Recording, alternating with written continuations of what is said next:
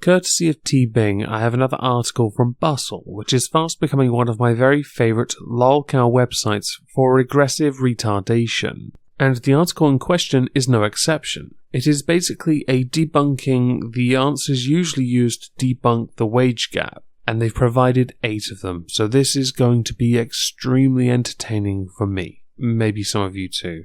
Let's get into it.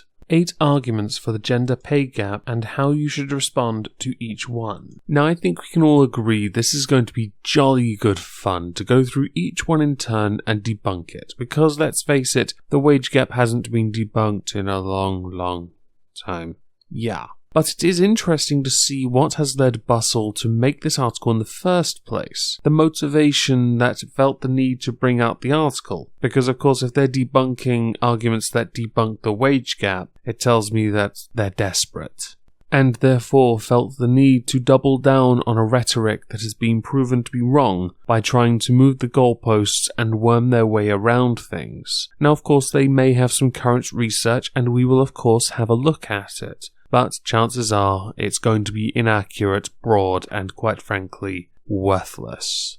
April 4th is Equal Pay Day, and as such, media focus on the wage gap between American men and women will intensify. Despite the attempts to raise awareness about the continued existence of the wage gap, however, people will all too often dismiss them or in some frustrating cases try to argue about it with you. The only reason it is frustrating is because you have misinterpreted what the wage gap is, and you continue to misinterpret it. But it's okay, I'm going to help. There are tons of arguments about the pay gap that people may make, but luckily you can pretty easily argue against each one. I am super excited to see the 8 reasons you provide that debunk the debunking pay gap arguments. Not going to lie, I think this is interesting. But I do want to nitpick a little. When you say there are tons of arguments, you are somewhat incorrect. You should be saying something like couple, few, dozen, hundreds, thousands. Those are the correct numbers or terms that you should associate with the number of arguments to be given, as ton implies weight. Of course, you could argue that from a metaphorical stance, but it is incorrect nonetheless. Refuting the existence of the gender pay gap seems to be a favourite pastime of men's rights activists, conservative think tanks, and random Twitter users alike. If you'd permit me, I would very much like to add an additional name to this. Cunt with a mic. It's associated with people like myself, some simple Cthulhu-kin who usually potters around in a Cookie Monster onesie. You can just call me Cookie Thulu. Now I would like to somewhat validate what you have earlier mentioned about men's rights activists, conservative think tanks, and random, quotations, Twitter users. Of course they're random because you're not following them. Chances are, if you think that you can debunk a debunking wage gap, you're not going to follow people that debunk the wage gap because you're not willing to listen to reason. Conservative think tanks, they're a think tank. It doesn't matter which political alignment they possess, their job is to think. And men's rights activists generally do touch on this, but they do normally, most likely, and typically push for men's rights. Fighting feminists seems to be quite common because feminists seem to be going out of their way to harm men's rights, and that's a bad thing. It sounds like an oversimplification, I know, but feminism in its current form is detrimental to the progress of our society. That is a fact. To them, exposing the feminist conspiracy behind Equal Pay Day and the push to close the gender wage gap seems to be very important, and they love to argue about it. That's because everything they have to say on the matter is correct. The wage gap, as you typically and mainstream media and certain feminist movements, groups, portray it, is incorrect. They've interpreted the information wrong. And I don't see you now claiming that they are in fact wrong. So surely arguing against something that is being misinterpreted and then pushed as if it is fact when it is not is the right thing to do. Regardless of which movement is doing this, it doesn't matter even if they are being as negatively portrayed as the men's rights movement are. Their reasons for doing so are as individual as they are, and given that there are women who promote this belief, it's overly simplistic to just blame it on sexism. Luckily, we've got you covered on 8 of the most common false arguments against the pay gap and tips on how to debunk each one when and if you encounter them on this otherwise excellent awareness-raising day. I feel like I missed a golden opportunity to do this article when it was released instead of doing it a few weeks later. It would have been a bit more appropriate. In any case, you would claim that the reasons you're going to provide that are typically used to debunk the wage gap are wrong. I'm actually excited to see which ones they are so I can prove you wrong. 1. Women are a protected group. I'm sorry to say, but women are a protected class. This can easily be proven in education, with affirmative action existing to reduce the value of meritocracy to nothing so the university or college can meet quotas. It can also be seen in employment with the very same affirmative action and the lowering of the bar to make it easier for some females to get the job. It is seen and observed in society with mainstream media and companies promoting everything that empowers women and ostracizes men, even going so far as to promote this same pay gap myth, and actually promote solutions, and some companies promote solutions that would and should be illegal if they pay women more for doing the same job as a man.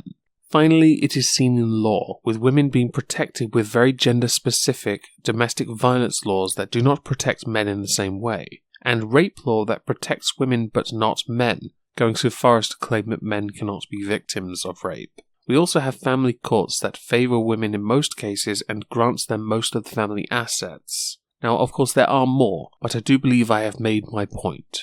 This type of derailing comment is used to dismiss your argument on the basis of a different but related fact. As we progress through this article, the word derail is going to come up on more than one occasion, as if the only criticism levelled at a particular argument is solely because it is a derailing tactic. You're going to notice a lot of the arguments presented or used that are classified as derailed are legitimate arguments. This in itself is dismissive. It totally nullifies any legitimate concerns or questions under the guise of it being used to derail your position or your rhetoric.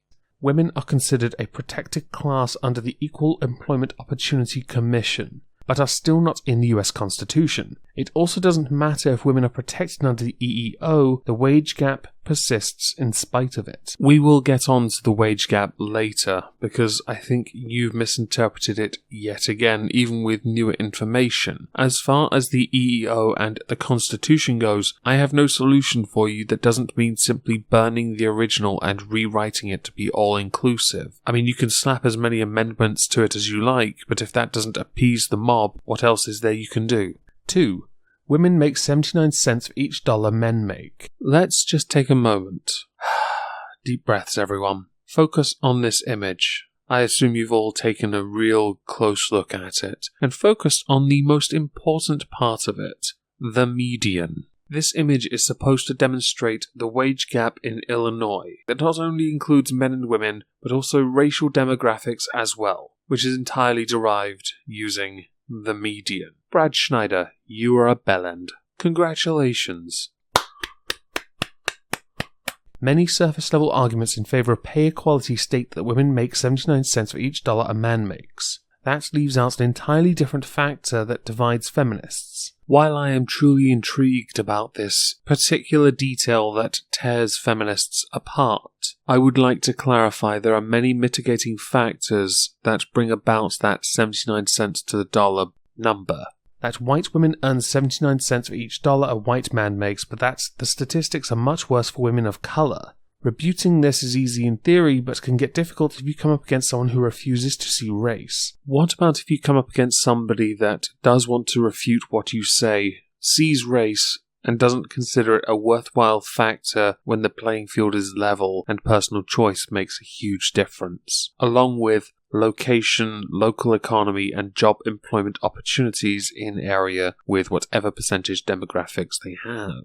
Reminds them that things are indeed statistically worse for women of colour and that brown and black women experience the worst end of this. I've often wondered if the best option would be to treat a particular race as if they're children and simply elevate them, or to treat everyone equally with a blanket, so that if anyone does slip through the cracks and somehow ends up the worst for it, they do not represent the entire demographic or are not indicative of a trend that leans towards a race being mistreated because of their skin colour. 3. Black men make more than white women. And who said crime doesn't pay? It's amazing that arguments by primarily white feminists, which attempt to pit black men against white women, still exist, with all we now know about the historical use of white womanhood in racist ideology. I personally am not such a fan of treating people negatively or with prejudice based on what we know about the past. We live in current year after all, so surely we should treat everyone equally regardless.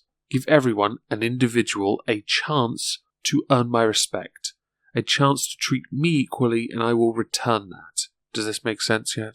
I don't care what has happened in the past. I know it's happened, and it's bad. Yes, I agree. But does that mean I now want to treat people badly because of that, or judge them because there's a chance they may regress, start doing something that is racist? No. Now, as you mentioned the Pew research that contradicts this myth anyway, I would really appreciate it if you would put the link to that in your article, because I think if it is Pew research, it is highly important and relevant and would support your claim that black men make slightly less than white women who both make less than men, rather than black men making more than white women. Because of course, if we're going to have an oppression Olympic, black men need to be under white women, and black women need to be somewhere below the Earth's crust. 4. Women just have different priorities than men. That tweet speaks volumes. And as far as priorities go, it is a somewhat vague statement, so I'm not entirely sure where it comes from. It does sound like one of those obvious assertions made as far as general audience goes, i.e., women just have different priorities because the majority go on to be married with children, and children need a parent, or a babysitter, which means both parents have to work and earn a certain amount to be able to afford a babysitter, which most can't because they're working class. This infuriating argument seems to get at the inherent sexism in arguments against the gender pay gap. By this reasoning, women simply want different things out of life than men. This is going to be a somewhat short reply by comparison to previous ones, but by and large, women do have different priorities to the majority of men. Typically, the caregiver stays at home, and yes, I know, patriarchy. But the man works, the woman stays at home with the kids go to school, the woman goes back to work once she's able to. If the parents can afford to have a babysitter like I earlier mentioned, great, they can have a nurse raise the children. But most people have an emotional compass that enables them to be able to realize a parent needs to be there to bond with the children so they don't feel alienated from their parents. We prefer to have and raise kids rather than have successful careers. There's so much wrong with that stance that it's almost absurd. Anyone who's ever known a non-maternal woman knows that clearly not all women want kids. And I think it would be remarkably naive of you if you thought for 1 second that those that do not wish to have children on a seesaw with those that do wish to have children could even move it. No offense intended here, but there aren't that many. You are not significant enough in number to outweigh those that wish to have children and have their own family. And that wanting to have a family isn't the sole desire of women. You can respond to that argument by reiterating that having kids isn't woman's work. Bearing kids is, but wanting kids, no, that's generally a mutual decision unless the child is a mistake. And I don't think woman's work, or having a child is not woman's work, is a suitable rebuttal at all. And not all women want families, and that having kids shouldn't mean someone makes less than someone else on the basis of gender. I don't know what the situation is in the US, but in the UK, women don't make less because of gender, even if they have kids. A lot of mothers do change career or reduce their hours worked, but that doesn't mean they're earning less than a man for doing the same work. It just means they're doing less than a man for doing the same work. Unless the father is also a parent, in which case he may himself reduce his hours accordingly. 5. A female CEO makes more than a male construction worker. This, much like earlier claims, is somewhat vague. And I think it's right to point out that there are undoubtedly some construction workers that earn more than some CEOs, simply by type of work alone, type of company they work for, benefits they have, negotiated contract. There is no way all construction workers earn less than a CEO just because they're a CEO. I've heard this derailing attempt from single-issue activists who only focus on classism without taking race or gender into account. To this type of person, the wage gap simply couldn't be real because there are men out there who make less than female CEOs. That's like saying someone slowly suffocating doesn't have it as bad as someone else whose house is on fire. I do understand what you're trying to say, but yet again claiming it is a derailing tactic is a weak point. Now, crude metaphor aside, I do want to point out that usually people who make these comparisons are saying that those that do more physically demanding jobs should be paid more. From my perspective, I see it as, yes, a predominantly male working environment and very physically dangerous environment, i.e. construction sites, is being compared to an office environment that is, depending on the type of business, very stressful, target-driven, KPIs and all of that. And so they're not really something you can equate, hence why I kind of see where you're going. The rebuttal to this derailment is also based in research. Yes, working class and blue-collar jobs do obviously pay much less than white-collar jobs and especially executive positions, but women in blue-collar communities continue to experience pay gaps in comparison to the men who are also in their communities. Classism certainly plays a role, but the existence of female CEOs doesn't erase the existence of the gender pay gap. One of the many issues and repeated issues I take with this entire article is that you operate within the realm of vague. Based on how long this is and the fact you've included tweet images, you could have easily included images to support your statements. When you mention research, you could do that.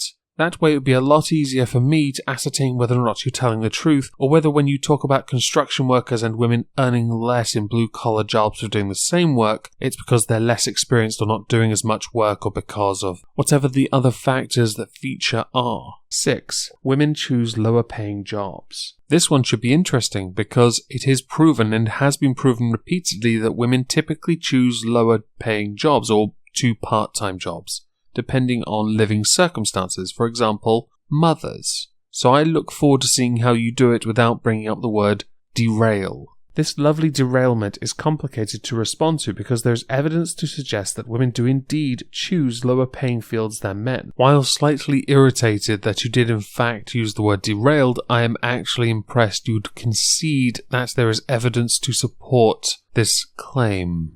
This doesn't negate the fact that women can and do still make less in the same fields as men, including those lower paying fields that women supposedly choose at higher rates than their male counterparts. Where it says low paying fields, there is a hyperlink. I'm going to leave it in the description as it tells a rather interesting story, which can be simply summarized with, young lady got pregnant, chose lower paying job, stayed at lower paying job because she loved her job. This does not help you at all. You can respond to this by reminding the person you're speaking to that women often earn less in the same jobs as men regardless of field. Something which has been repeatedly debunked as the number attained, i.e. the salaries that are balanced and show that men earn more per dollar to a woman, are the median. I'm sorry, but this is not accurate at all. You've crossed off the highest earner and lowest earner and gone right to the middle. That's it. That does not mean women earn less, it means women choose different paths that earn less. And if you're now going to tell me that these are for the same job, you're lying,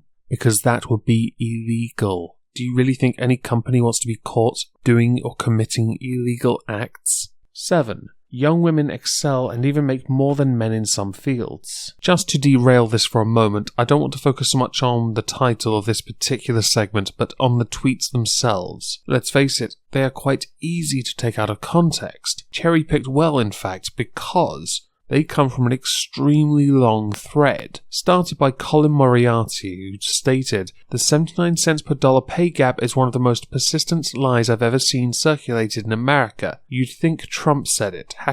#equal pay day." Anthony Gallegos does contribute to the thread quite a lot, in fact, and the interaction with Boba205 happens quite a long way down the chain. There are many other interactions, and they're all very interesting. All these discussions about, certainly from Gallegos' position, a certain skepticism with regards to studies and specific studies to specific industries to prove this pay gap. I'm going to link it, and if you want to read through all of those tweets, go ahead. Here we have a rebuttal to the existence of the gender pay gap that appears to be based in the men are oppressed by women rhetoric of men's rights activists. This one is often linked to a claim made by the conservative pundit Genevieve Wood, who claimed that childless young women in large cities are actually outperforming males who have otherwise similar lives. You are quite right that women are outperforming if under the same circumstances, i.e. single and childless. However, it is not oppression that the men's rights movement is indicating, more that the bar is being lowered for women in instances where things like affirmative action exist, or simply the standards are being dropped so that quotas are met and anti-discrimination cases are less apparent. PolitiFact ruled this argument mostly true, but a good response to it is that while young and probably white women without kids may be making more than their male counterparts in big cities, that doesn't change things for women of colour. Isn't it nice that when the argument is proven to be true, the goalpost has to be moved so that there is something else to complain about? Women with kids, rural women, or older women, these women all continue to experience the same wage gap at disproportionate rates compared to young, childless white women in major metropolitan areas. Why are you only including white childless women in metropolitan areas? If we're so interested in including ages and races, why not include the same in metropolitan areas as well? I would like to point out that when you mentioned rural women and compared that to childless white women in metropolitan areas, the obvious factor comes into play. The cost of living is much higher, so the salary and the economy being bigger will be higher in the city, but not so much in the rural area, so you won't have as much of an earning potential. 8. The wage gap is a myth. I will be upfront. This is the one I've been looking forward to. Debunking the debunking of the wage gap. I may make that the video title. And here we have it, folks. The blatant belief behind most of the aforementioned arguments against the existence of the gender pay gap. Unfortunately, this very simplistic belief persists because people keep writing articles about why the wage gap is supposedly a myth. Or they write articles correcting people who have interpreted it incorrectly. It is not a wage gap, it is an earnings gap. There is a clear distinction between the two. In recent years, proponents of this wage gap myth have been women, which may legitimize in the eyes of those who just won't let this argument die. These women are a disgrace. They need locking up, somewhere safe, where they can be re-educated, like in my kitchen with sugar tits making me sandwiches. Now I am interested. I want to know whether or not she's just going to call this another derailing tactic, or whether the writer of the article will actually address the fact that the argument, the debunking of the wage gap, has a legitimate position. Whether or not you can debunk a debunking argument, or whether you can just dismiss it with some identity politics.